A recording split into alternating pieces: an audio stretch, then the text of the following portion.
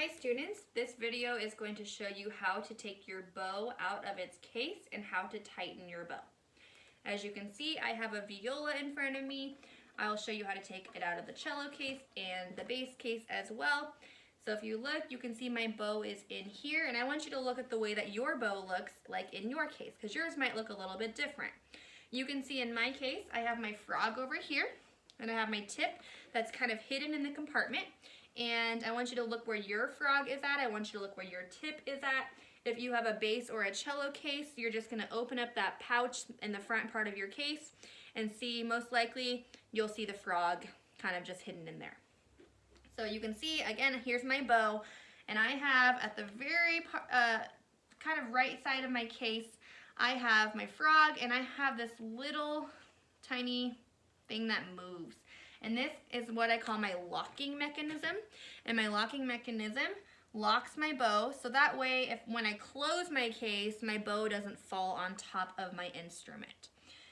So I'm gonna just push this to the side where now I can see it's not covering the frog. And I want you to notice the tip, because the tip is in this little compartment over here. And I want to be careful when I'm pulling my bow out, because if I pull my bow straight out, it can snap the tip. So I'm gonna kind of shimmy my bow out of its case this way. And when I grab my bow, I always want to grab it by the frog. No matter if you play violin, viola, cello, or bass, you want to make sure you don't touch these hairs. It can get oil from your skin on it at the frog. You can see it's kind of dark. Your bow might have this, your bow might not have it. So we want to be careful not to get any more oil on that frog of the bow. So once I have my bow out of its case, again, I'm holding by the frog.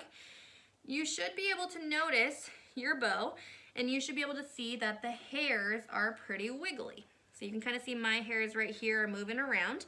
Your bow hairs, somebody may have forgotten to loosen it. So if you notice that your bow hairs are not wiggly, what you need to do is take your finger at the tension screw. I'm using my other hand to hold the frog, and I'm taking my Pac-Man fingers to twist my tension screw, and I'm going to twist it to the left just to make it loose enough so I can tighten it. So mine's already loose enough, and you can tell again that my hairs are wiggly. I turned my tension screw to my left, which is what I want to do when I'm loosening my bow before I put my bow back in its case. I want to make sure I loosen it. But right now I'm going to tighten it, so I need to turn it to the right. I'm going to turn it to the right, and if you're not quite sure which way is which, you want to watch the middle part of the bow. You can see here's my bow, here's the frog, here's the tip. In the middle is where I want to watch. And when I'm watching this, you're going to notice, and I'll show you what it looks like to tighten it in a second, but I want you to notice the hairs aren't as wiggly anymore. So I'm going to loosen it again to the left. You can see the hairs are wiggly again, so then I know it's good. It's a little bit too wiggly. There we go. And I'm going to take my pencil. So you should have a pencil nearby you.